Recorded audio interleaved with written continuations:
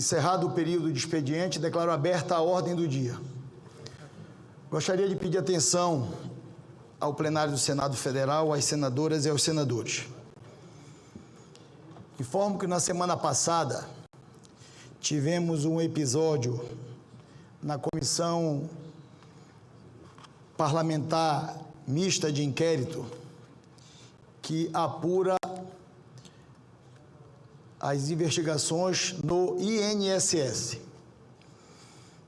Informo ao Senado Federal e aos senadores e às senadoras que solicitei da Advocacia do Senado Federal um estudo aprofundado com o apoio da Secretaria-Geral da Mesa, também da Consultoria do Senado Federal e também da Advocacia do Senado Federal,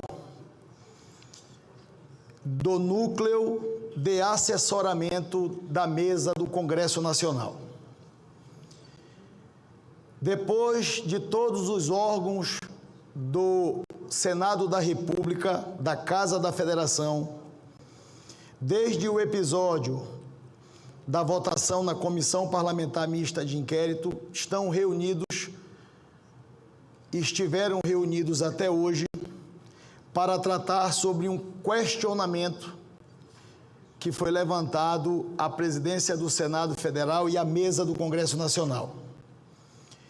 Eu recebi a documentação do Núcleo de Assessoramento da Mesa e ele trata especificamente da solicitação que foi feita a partir de um requerimento à presidência do Senado Federal e que logo mais daremos publicidade, que apoiou e embasou a decisão da presidência do Senado Federal.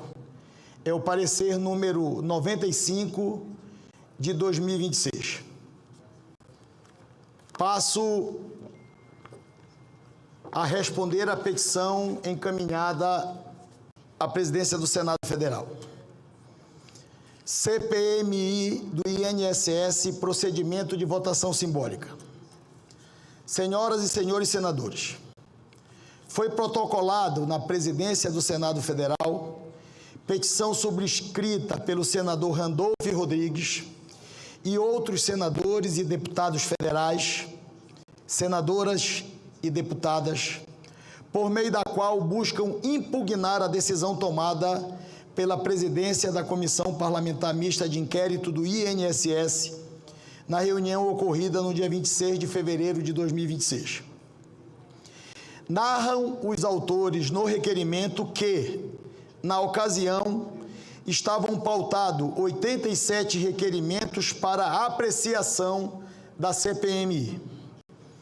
Após votação simbólica desses requerimentos, o presidente da comissão eleito, senador Carlos Viana, declarou a sua aprovação, registrando que apenas 7 parlamentares tinham se manifestado contrariamente.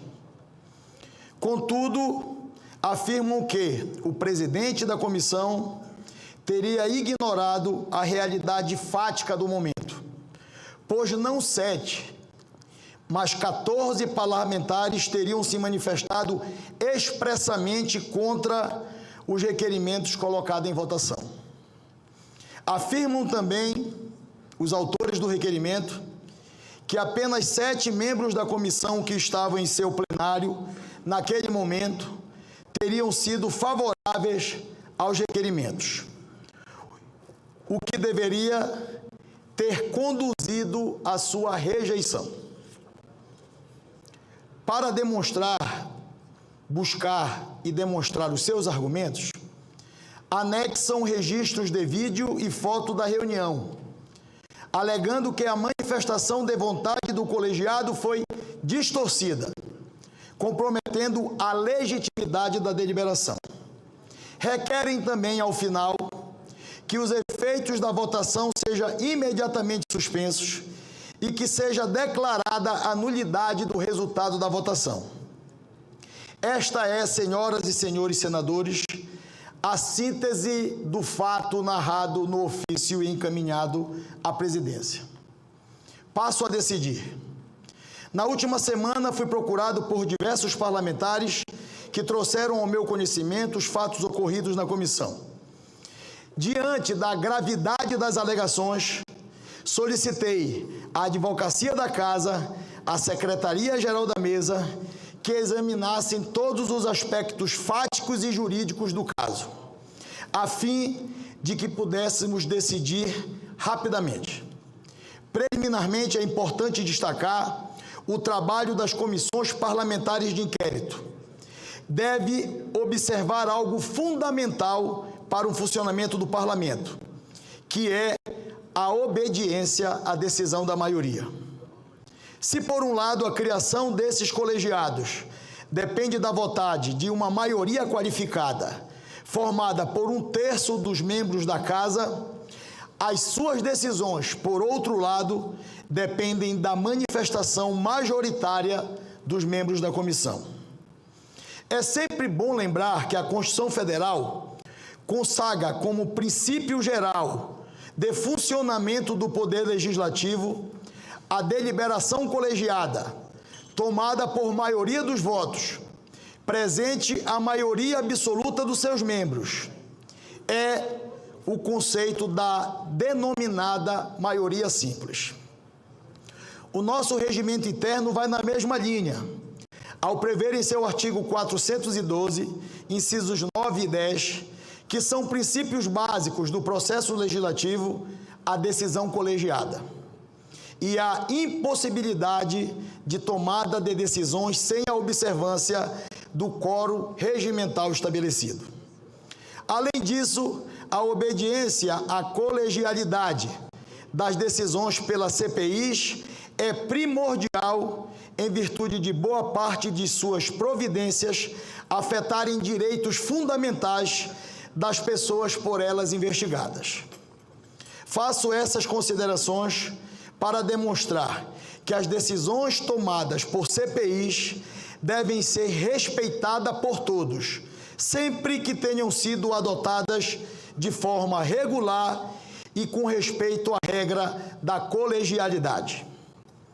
Diante da relevância constitucional dos trabalhos das CPIs, apenas em situações excepcionais, de flagrantes de respeito às normas constitucionais, legais ou regimentais, é que esta presidência deve intervir, eventualmente anular atos realizados pelos órgãos do Congresso Nacional. Afinal, nosso regimento é expresso em seu artigo 48, que é o dever da presidência desta Casa fazer observar a Constituição, as leis e o regimento interno. Os precedentes da Casa apontam exatamente neste sentido, de atuação da presidência apenas em casos excepcionais. Os casos enumerados pelos autores, entre aspas, questões de ordem número 5 de 2016, número 28 de 2017 e número 17 de 2021, embora contenham um juízo da presidência do Senado Federal a respeito de atos de comissões, não se assemelham com a situação aqui enfrentada. As decisões das questões de ordem 28 de 17, 17 de 21, não implicaram em anulação de qualquer ato praticado pelos colegiados da Casa. Consistiram em mera determinação de realização de reunião para resolver a questão de ordem pendente e em suspensão de reunião realizada ao mesmo tempo da ordem do dia do plenário do Senado. A decisão da questão de ordem número 5 de 2016, embora tenha determinado o refazimento da votação pela comissão, reconheceu expressamente que não havia violação às normas regimentais. O que havia na ocasião era uma dúvida a respeito da questão de fato, atinentes à coleta de assinaturas. De todo modo, tratava-se de um caso excepcional, que ao juízo da presidência da época justificava a sua atuação. Mas essa situação, repito, é completamente distinta da que hoje é objeto de impugnação. Diante deste contexto, e agora adentrando na análise do presente requerimento, adianto desde logo que este não é um caso de flagrante desrespeito ao regimento interno ou à Constituição Federal. Não há aqui situação que justifique a excepcional atuação desta presidência para anular a deliberação da CPMI. A controvérsia gira em torno da interpretação de normas regimentais que disciplinam, percebam, que disciplinam a votação simbólica, modalidade de votação utilizada pelo presidente da CPMI, senador Carlos Viana, na deliberação que é o objeto da impugnação. Vejamos o que dizem os nossos regimentos. O artigo 45 do Regimento Comum do Congresso Nacional estabelece, entre aspas, que, na votação pelo processo simbólico, os congressistas que aprovarem a matéria deverão permanecer sentados, levantando-se os que votarem pela sua rejeição. O parágrafo 1º deste artigo prevê a possibilidade de verificação da votação após a proclamação do resultado. E o parágrafo 2º explica que, na verificação, será procedida a contagem dos votos favoráveis e contrários, ou seja, é na etapa de verificação que se passa a votação nominal, tornando-se em conta os votos individualizados dos membros da comissão.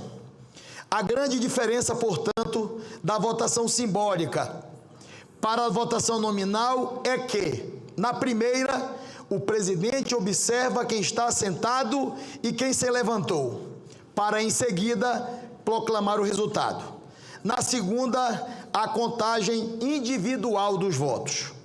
Essa diferença, embora pareça banal para todos nós que estamos acostumados com o dia a dia do parlamento, contém um detalhe muito importante a respeito do quórum da votação.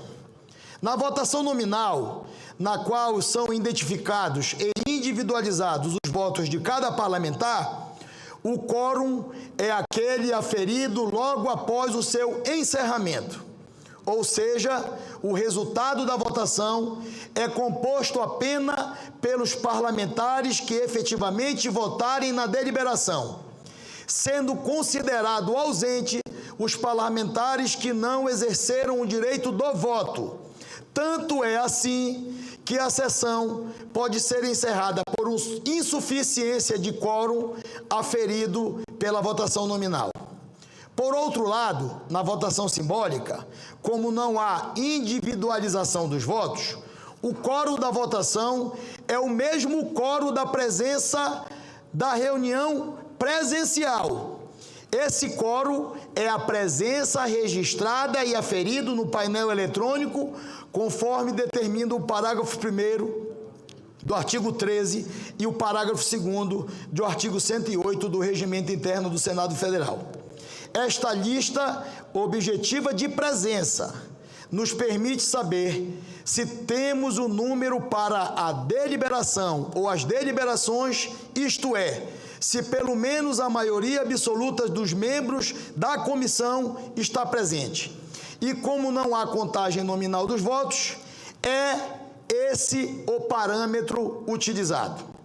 Assim, todos aqueles que registraram presença participaram da votação simbólica, independentemente de estarem ou não fisicamente no recinto do plenário, no momento da votação. E mais, além de participarem da deliberação, todos os que não se levantaram para votar contrariamente votam a favor, inclusive os ausentes fisicamente. pois não tem como se manifestar contra. Os ausentes, resta o instrumento da declaração de voto, que é registrada posteriormente, mas não influencia, repito, não influencia no resultado da votação. Esse, sim, é o ponto central para a resolução do questionamento trazido a esta presidência. Numa votação simbólica, a apuração dos votos resulta de uma apreciação do presidente a respeito do posicionamento do plenário em face do quórum de presença computado no painel. O presidente observa o comportamento do plenário e proclama o resultado, independentemente de contagem nominal dos votos. É evidente que, nos casos em que seja observada a flagrante maioria contrária, o presidente deve ter o cuidado de observar se ela não constitui mais da metade dos presentes no painel, a fim de proclamar com responsabilidade o resultado correto da votação. Este sempre foi o procedimento adotado neste parlamento, e é assim neste plenário, é assim no plenário do Congresso Nacional, e é assim em todas as comissões. Proceder de forma diferente, ignorando-se o quórum da presença constante no painel e computando-se individualmente os votos dos presentes, implica na transformação da votação simbólica em votação nominal. E isso somente é possível com prévia determinação regimental de votação nominal ou com verificação de votação. Neste caso concreto, sustentado pelos autores, 14 parlamentares teriam se manifestado contrariamente os requerimentos postos em votação. Porém, ainda assim, esse número de votos contrários não seria suficiente para a configuração da maioria. Isso porque o quórum de presença no momento, registrado pela advocacia e pela Secretaria-Geral da Mesa, mostrava no painel e verificado na votação anterior, era de 31 parlamentares. A maioria, com esse quórum, portanto, equivale 16 parlamentares. Desta forma, ainda que se considere que o presidente da CPMI se equivocou na contagem daqueles que se levantaram contra os requerimentos, o número de votantes contrários demonstrado pelos autores não seria suficiente para ganhar a deliberação. Diante deste quadro e considerando o parecer da Advocacia do Senado Federal, cujos argumentos se alinham à presente decisão, esta presidência conclui que a suposta violação das normas regimentais e constitucionais pelo presidente da CPMI e do INSS não se mostra evidente e inequívoca, razão pela qual, em respeito aos precedentes todos da Casa, não se faz necessário, no presente momento, uma intervenção da presidência da Mesa do Congresso Nacional no procedimento adotado na reunião de 26 de fevereiro de 2026. Essa é a decisão. Eu construí este canal sem aparecer. Quer saber como? Link na descrição.